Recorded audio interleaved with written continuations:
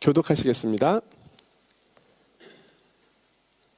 넬의 아들 아브넬과 사울의 아들 이스보셋의 신복들은 마하나임에서 나와 기브온에 이르고 스루야의 아들 요압과 다윗의 신복들도 나와 기브온 무르카에서 그들을 만나 함께 앉으니 이는 곧 이쪽이요 그는 곧 저쪽이라. 아브넬이 요압에게 이르되 원하건대 청년들에게 일어나서 우리 앞에서 겨루게 하자. 요압이 이르되 일어나게 하자 하매 그들이 일어나 그 수대로 나아가니 베냐민과 사울의 아들 이스보셋의 편에 12명이요 다윗의 신복 중에 12명이라. 각기 상대방의 머리를 잡고 칼로 상대방의 옆구리를 찌르매 일제히 쓰러진지라. 그러므로 그곳을 헬갓 핫수림이라 일컬었으며 기브온에 있더라. 그날에 싸움이 심히 맹렬하더니 아브넬과 이스라엘 사람들이 다윗의 신복들 앞에서 패하니라. 아멘. 오늘 말씀의 제목이 굉장히 낯설 수 있습니다. 저도 되게 낯설더라고요. 이게 신대원 시험에 나왔다면 틀렸을 것 같아요. 네, 헬갓 핫수림.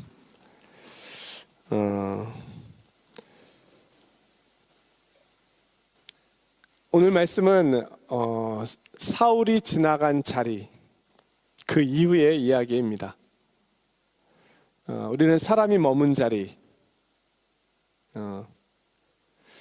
내가 머물렀다가 지나갔을 때 그 자리에 쓰레기라든지 흔적이 남아있지 않으면 우리는 되게 잘한 거잖아요. 뭐 장소적인 면에서는 그렇고, 그러나 인생의 면에서 내가 인생의 삶을 살면서 어떤 모임, 어떤 공동체, 뭐 가족일 수도 있고, 그 모임 속에서 내가 지나갔을 때, 지나가고 난 후에 무엇이 남을까? 우리 부모님들께서 살아오신 삶의 여정 속에서 지나가신 후에 신앙의 흔적이 남아있다면 자녀들은 평생 그 유산을 가지고 살아갈 수 있을 겁니다. 사울 왕이 지나간 자리, 무엇이 남았을까요? 전쟁이 남았습니다. 안타까운 것이죠. 예수 그리스도께서 지나가신 자리, 무엇이 남았나요? 사랑, 구원, 치유와 회복. 사람마다 분명 다 지나가는데, 어떤 길을 다 가고 있는데 누가 지나갔느냐에 따라 그 공간은 다르게 영향을 남겨놓을 수 있습니다. 자, 사울과 요나단 그리고 그의 아들들이 블레셋과의 전투에서 죽고, 그러고 나서 다윗은 이스라엘로 돌아옵니다. 다윗이 돌아올 때 여호와께 엽줍습니다. 참 특별하죠? 이제 자신의 생명을 빼앗아가기 위해서 그 긴 시간 자신을 쫓아오던 사울 왕이 죽었잖아요. 그럼 당연히 이제 고향으로 돌아가야죠. 블레셋 땅에서 블레셋 신을 섬기고 있을 수는 없잖아요.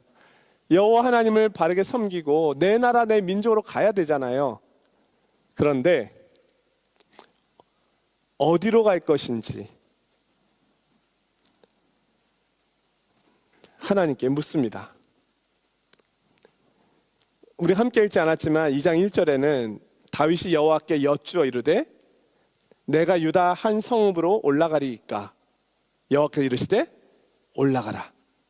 다윗이 아뢰되 어디로 가리이까. 하나님께서 말씀하시되 헤브론으로 가라. 다윗이 사울에게 쫓겨다니면서 배운 것, 이거 배운 겁니다. 하나님께 묻는 거. 왜냐하면 하나님의 도우심이 없으면 자신의 생명이 언제 어떻게 위험에 처할지 알 수 없으니까요. 매 순간순간 하나님께 물었던 그가 이제 이스라엘로 가야 되는데 하나님께 묻습니다. 제가 가리이까? 가라. 어디로 가리이까?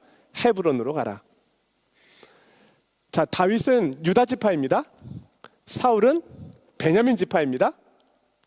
베냐민 지파가 왕으로 있었습니다. 그러면 그 지파는 사울 왕이 가지고 있었던 그 왕의 권력을 이어받기를 원하고 있었고, 당연히 사울의 아들 중에 왕이 되는 것이 맞다고 생각하고 있었을 겁니다. 이 베냐민 지파의 영향력이 작지 않습니다.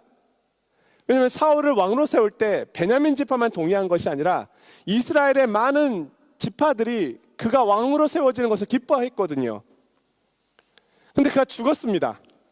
그러면 일반적으로 그 뒤를 이을 자는 사울의 아들입니다. 근데 사울의 아들이 살아 있습니다. 요나단이 아니라 이스보셋이라고 하는 인물이 살아 있었습니다. 그리고 사울 곁에서 군대 장관처럼 역할을 했던 아브넬이라고 하는 인물이 있었습니다. 그가 이스보셋을 곁에서 경호하고 있었습니다. 그러면 베냐민 지파 입장에서는 다음의 왕은 누구예요? 이스보셋이고, 아브넬은 왕의 이제 최측근이 되는 거잖아요. 이 아브넬이라고 하는 인물은 숙부의 아들입니다. 그러니까 사울의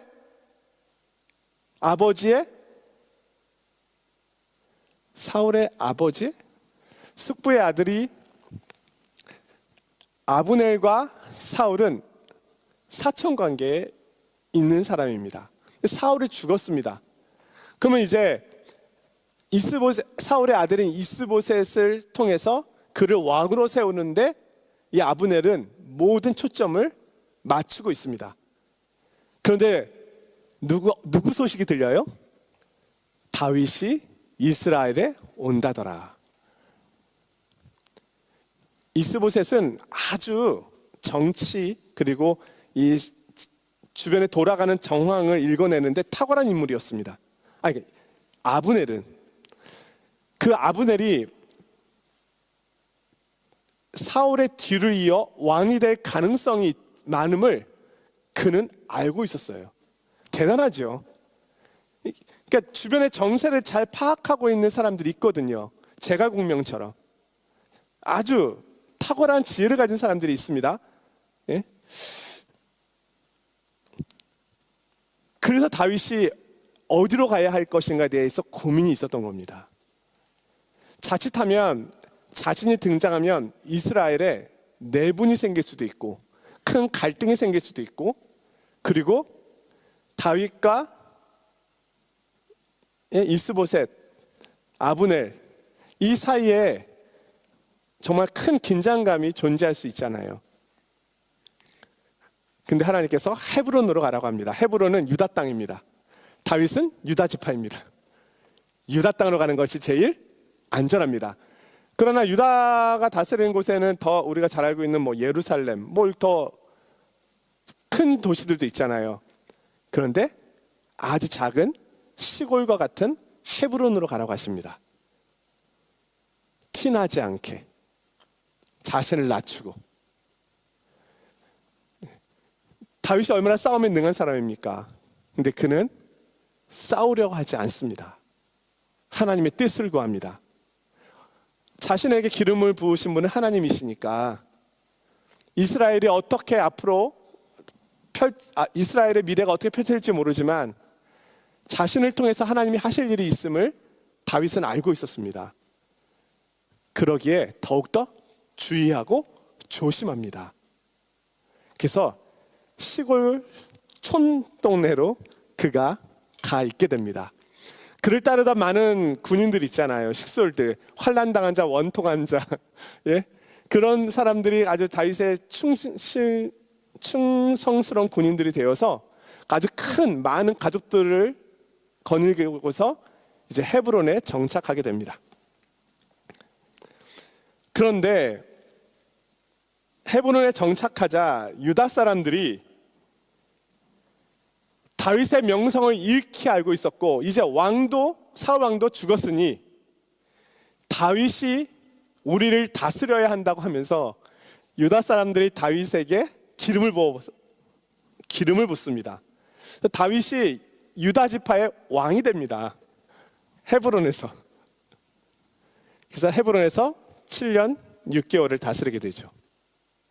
총 40년 가운데 7년 6개월을 헤브론에서, 나머지는 이제 예루살렘에서 통치하게 되잖아요. 바로 이 헤브론입니다. 거기서 왕이 되었습니다.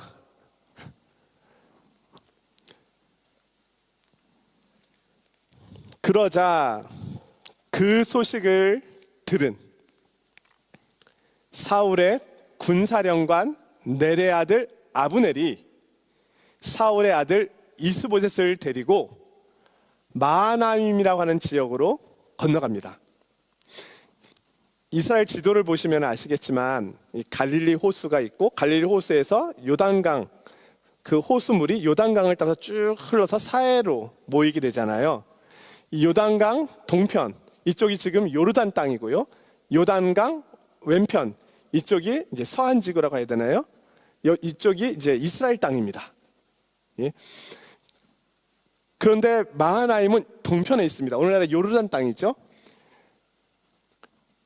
사울의 고향은 베냐민 지파의 중심은 사울이 기브아 사람이잖아요. 기브아 지역에 있었잖아요. 그런데 이 베냐민 지파를 이루고 있는 이 중심에서 마하나임이라고 하는 쪽으로 이 요단강 동편에 가서 진을 칩니다. 싸움 준비를 하는 거예요, 한마디로. 이제 다윗과 싸움을 피할 수 없게 되었다. 그리고 사울의 아들 이스보셋을 왕으로 세울 준비를 합니다. 이 하나님의 계획이 분명히 있음에도 불구하고 그 계획이 실현되는 데는 저절로 되지 않습니다. 그냥 우리 생각에는 하나님께서 다윗에게 기름을 부으셨으니까 그가 가는 길은 대로가 돼야 되고, 그냥 뭘 하든지 승승장구 모든 길이 열려야 되잖아요. 근데 너무 어렵습니다. 정말 약속이 없다면 버틸 수 없는 거예요. 하나님께서 이스라엘 백성들에게 가나안 땅을 주셨지만 그 가나안 땅을 차지하기 위해서는 여호수아와 이스라엘 백성들이 믿음으로 가나안과 싸워야 했잖아요. 그래서 이 거룩한 전쟁, 여호와의 전쟁, 여호와를 믿음으로 그 땅을 차지할 수 있게 하셨잖아요. 하나님께서 다윗에게 기름을 부으셨지만 사실 이 모든 일이 성취되어 가는 데는 너무나 많은 장애물들과 어려움이 있습니다. 그러니까 장애물과 어려움이 있다는 것이 하나님의 뜻이 아닌 것이 아니라 도리어 하나님의 뜻이기 때문에 어려울 수도 있습니다. 도리어 쉬운 일이 하나님의 뜻이 아닐 수도 있고요. 그러니 우리가 늘 분별해야 되겠죠. 하나님께 여쭤야 되겠죠. 그래서 결국은 아브넬이 싸움을 걸어옵니다. 아브넬의 군사는 30만 명. 어마어마하죠? 다윗의 군대는 3만 명. 벌써 딱 봐도 이거는 뭐 우리가 이길 수밖에 없는 전쟁이지. 아브넬은 그렇게 계획하고 먼저 온 거예요. 그래서 오늘 읽은 본문이 그 이야기입니다. 넬의 아들 아브넬과 사울의 아들 이스보셋의 신복들은 마하나임에서 나와가지고 이제 기브온으로 갔습니다. 기브온은 우리가 잘 알고 있는 것처럼 솔로몬이 기브온 산당에서 1,000번제를 드리잖아요. 바로 그 기브온이에요. 기브온에 이르고, 그러니까 요단강 동편에서 다시 베냐민 지파의 땅으로, 이스라엘 땅으로 왔어요. 그리고 다윗 편에는요, 스루야의 아들 요압과 다윗의 신복들이 기브온 목가에서 그들을 만나 함께 앉았어요. 그러니까 못을 하나, 연못을 하나 두고, 작은 호수를 하나 두고, 이쪽은 이제 아브넬, 그리고 이쪽은 요압과 더불어 다윗의 군대가 있는 거죠. 그런데 아브넬이 싸움을 걸어옵니다. 요압에게. 자, 우리 청년 12명만 뽑아보지. 우리 12대 12로 한번 잠깐 힘겨루기 좀 해볼까? 그래서 12대 12가 맞붙습니다. 그런데 힘겨루기가 그냥 힘겨루기가 아닙니다. 오늘 본문에 보니까 어떻게 되어 있어요? 16절에 각기 상대방의 머리를 잡고 칼로 상대방의 옆구리를 찌르는 겁니다. 이게 힘겨루기예요. 전쟁 전에 전쟁을 돋구기 위하여 분위기를 만드는 싸움을 하는 거예요. 자, 상대방이 서로가 머리를 잡고 칼로 찌르면 어떻게 되겠습니까? 다 죽는 거죠. 24명이 그 자리에서 죽습니다.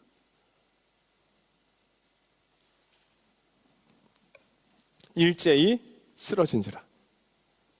이게 전쟁이에요.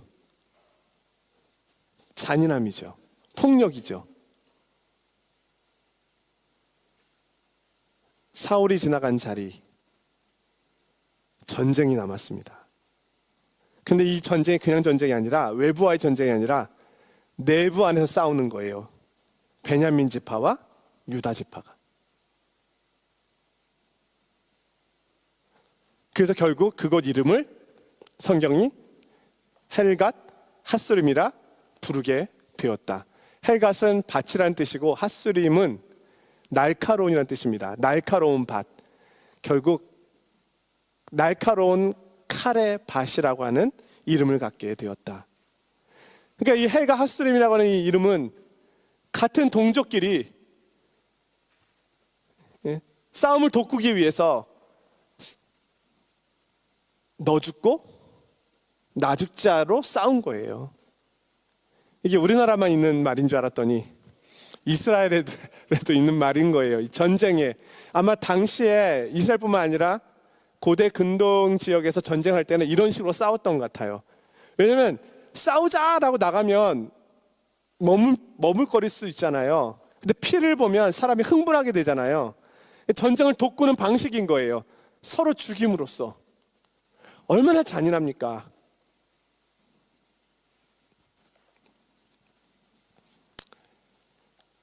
결국 전쟁이 일어납니다. 이 아브넬을 쫓기 위해서 수르아의 세 아들이라고 아주 정말 그 장군들이 있었는데, 그 중에 노루처럼 빠른 아사헬이라고 하는 이 친구가 아브넬을 끝까지 쫓아가서 죽이려고 합니다. 그러나 아브넬이 워낙 싸움을 더 잘했나 봐요. 그래서 아사헬이 죽임을 당하죠. 요압의 형제인데 결국 요압이 나중에 복수를 하게 되는 계기가 되죠.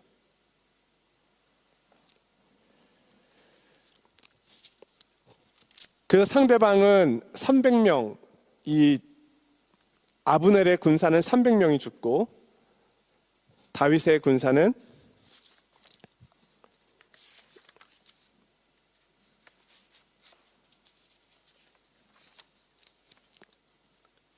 20명. 그 중에 아사엘이라고 하는 아주 싸움 잘하는 장군과 같은 위치에 있는 사람이 죽습니다. 그러니까 300대 20으로 사실은 다윗의 군사가 이긴 거긴 하지만, 사실은 뭐 이게 이긴들 무슨 의미가 있습니까? 아브넬이 휴전을 제안해서 결국 이 싸움은 휴전으로 끝마쳐지게 됩니다. 이제 다시 잘못하면 더 큰 싸움이 앞으로 남아있게 되는 거예요. 이것이 지금 다윗이 걸어가고 있는 길입니다.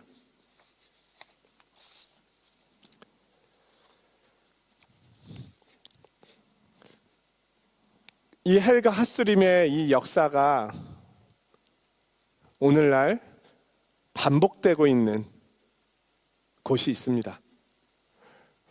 물론 계속 반복되죠. 역사 속에서 모든 전쟁이나 모든 싸움은 사실 이런 형태로 나타납니다. 결국 감정 싸움이 커지게 되면 이렇게 흘러가게 되죠. 그러나 특별히 헬과 핫소림의 싸움에 오늘날 가장 큰 중심에 있는 나라가 어디일까요? 대한민국입니다. 남과 북. 우리는 지금 휴전 상태입니다. 전쟁이 종식되지 않았습니다. 같은 민족입니다. 같은 가족입니다. 그런데 서로 죽이려고 얼마나 많은 무기들과 얼마나 많은 지뢰들과 얼마나 많은 군인들을 보유하고 있는지 모릅니다. 제가 자료를 찾아보니까 북한 군인이 300만 명, 우리나라는 45만 명. 옛날엔 60만 명이었는데 많이 줄었더라고요. 그리고 북한의 예비군은 셀 수가 없다. 우리나라 예비군은 310만 명. 북한의 예비군은 약 600만 명 정도 된다고 합니다. 그것도 추정치래요. 정확하게 알 수가 없다고 합니다. 이 사람들이 군인으로 훈련된 사람들이에요. 전쟁이 나면 어떻게 되겠습니까? 무엇을 위한 전쟁입니까? 무엇을 위한 싸움입니까? 우리가 서로에게 칼을 들이대고 있습니다. 이게 우리나라의 방식인가 봐요.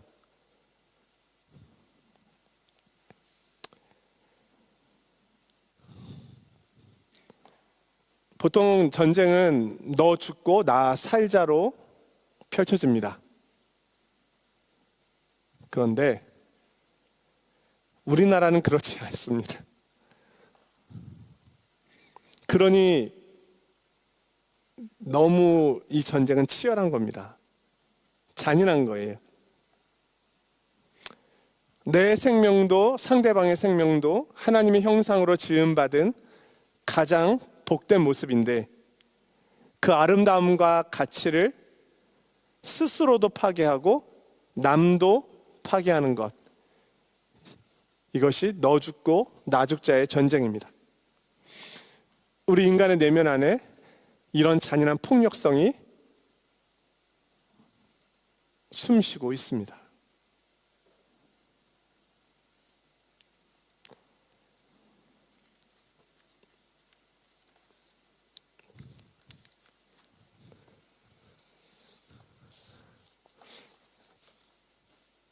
독일도 동서가 화해를 하여 통일을 이루었는데 우리는 언제쯤 이 통일 민족을 보게 될까요?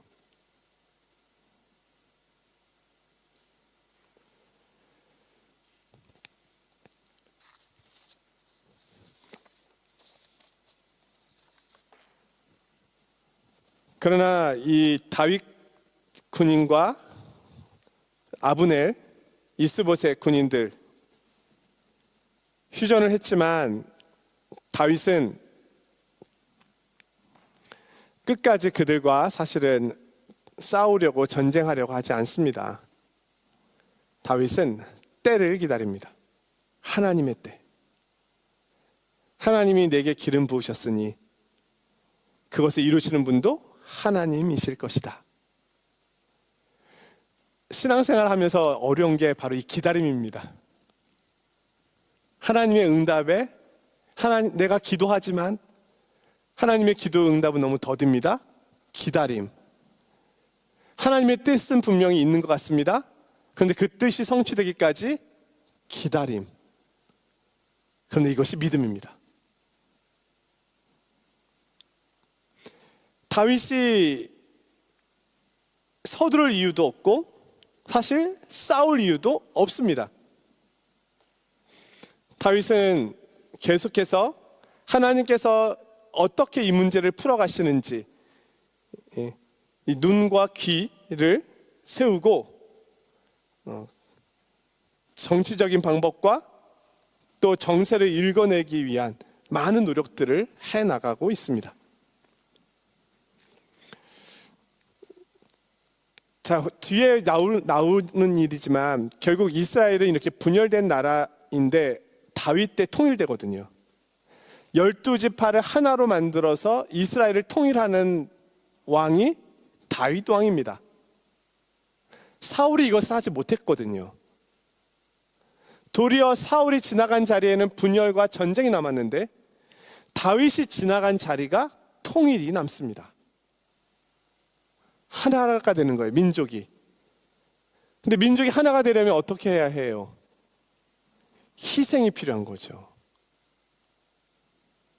다윗은 기꺼이 기다리고 기다립니다. 전쟁의 한복판에 서 있지만, 이 복잡한 정세 속에 그가 있지만 하나님의 뜻과 지혜를 구하고 있습니다.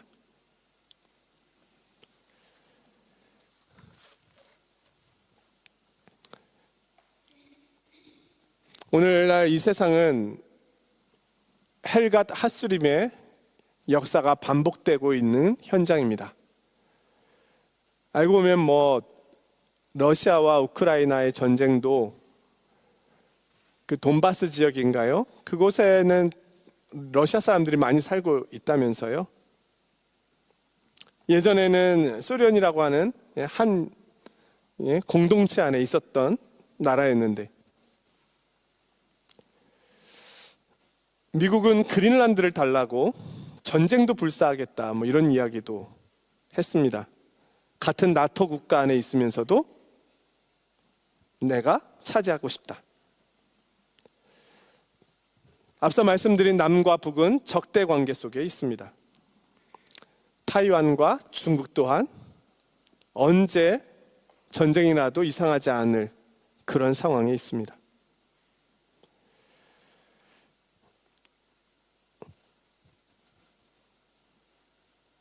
과연 이 땅에 평화를 만들어낼 수 있는 방법은 없을까요?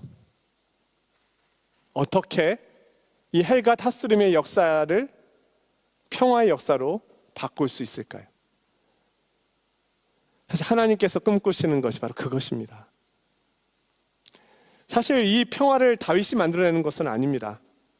다윗은 기다리고 있는 것입니다. 하나님의 때를. 그리고 하나님께서 다윗을 통하여 그 일을 이루시는 것이죠. 예수 그리스도께서 이 땅에 오셨습니다. 이스라엘 백성들은 예수님을 통해서 로마로부터의 독립을 꿈꾸었고 자신들이 드디어 독립된 나라로 설 수 있을 거라 생각했습니다. 그가 큰 권능과 능력으로 우리의 메시아, 구원자가 되어줄 것을 사람들은 기대했습니다.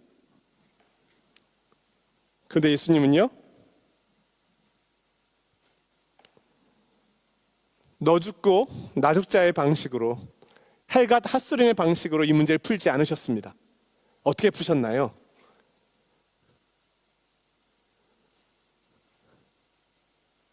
나 죽고 너 살자. 너 살고 나 죽자. 자신을 죽이는 방식으로 다른 이를 살렸습니다. 이게 평화의 왕의 방식입니다. 이 세상은 내가 살기 위한 방식으로 살아가고 있습니다. 그래서 내가 살아가는데 방해가 되면 상대방도 기꺼이 해치우겠다는 겁니다. 그러나 예수님은요, 상대방을 구원하고 살리기 위해서 자신의 생명을 주십니다.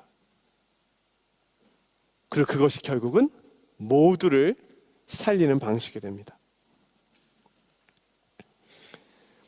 과학자들은 지구 종말의 시간이 가까이, 작년보다 더 가까이 왔다고 말합니다. 8초 남았다나요?